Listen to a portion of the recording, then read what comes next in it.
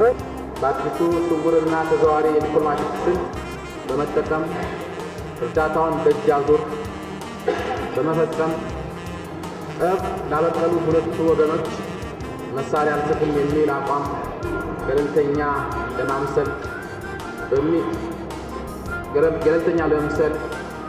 ተሞክሯል። በዚህ መጋረጃ በመጠቀም የአሜሪካንና የቄጣሙ የሶማሊያ መንግስት ተባባሪዎች የሶማሊያን የመሳሪያ ጥያቄ ካላቸው ክምችት ሲያሟሉ የጎደለው የነሱ ደግሞ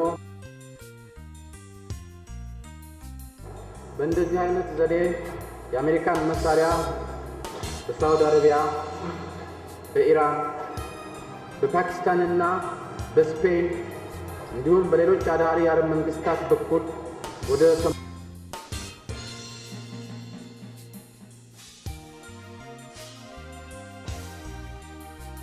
ሆኖ ሳለ የአሜሪካ መንግስት አውቆት ነው ወይ የሚፈጸመው የሚለው ጥያቄ የአሜሪካን አስተዳደር ከደሙ ንጹህ ነኝ እያለ በደም የነከረ እጁን ለመሸፈን የሚያደርገው ግብዝነት ግምት በመስጠት የተጠየቀ ይመስላል።